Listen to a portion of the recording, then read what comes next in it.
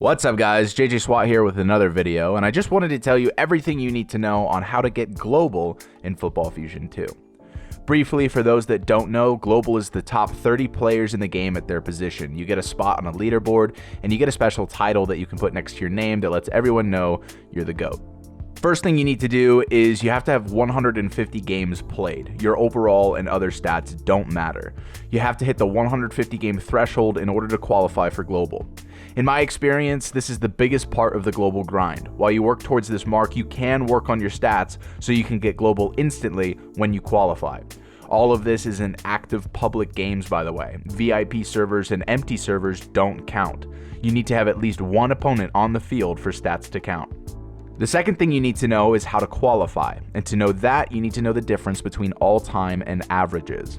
All-time is simply a competition of who has the most repetitions in the game without resetting stats. It takes zero skill to accomplish, and literally anyone can do this if they just never reset their stats and keep playing.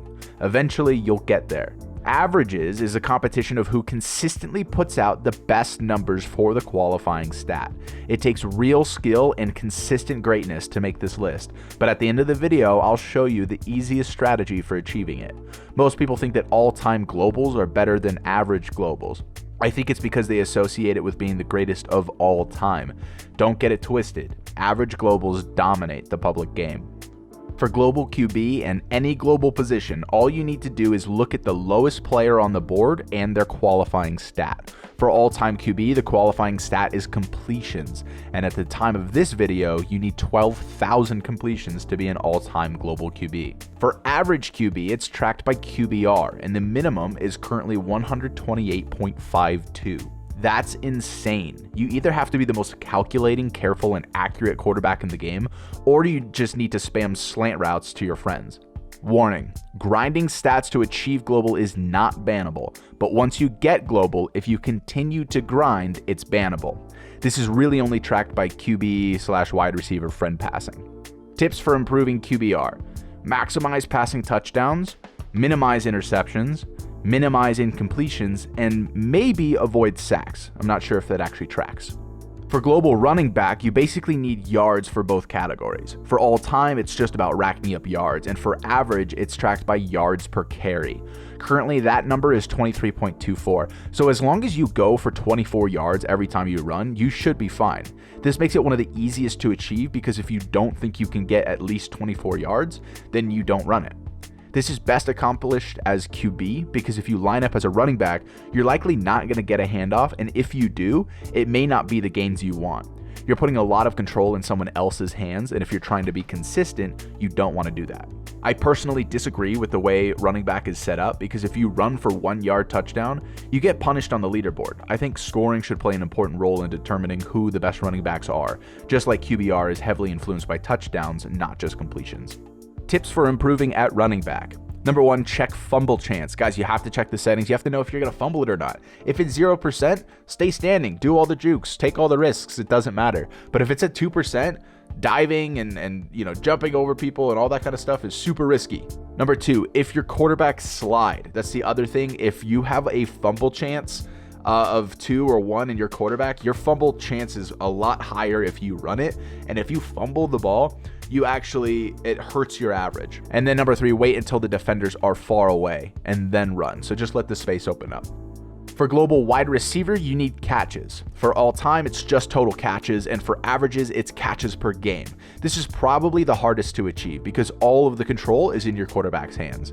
The minimum catches per game you need is 14, which is simply unattainable if you're solo in public servers. I'm fully convinced that everyone on the leaderboard got there from friend passing. Again, it's not bannable to get there by grinding, but once you're there, you're not allowed to grind. Tips for improving at wide receiver: get open.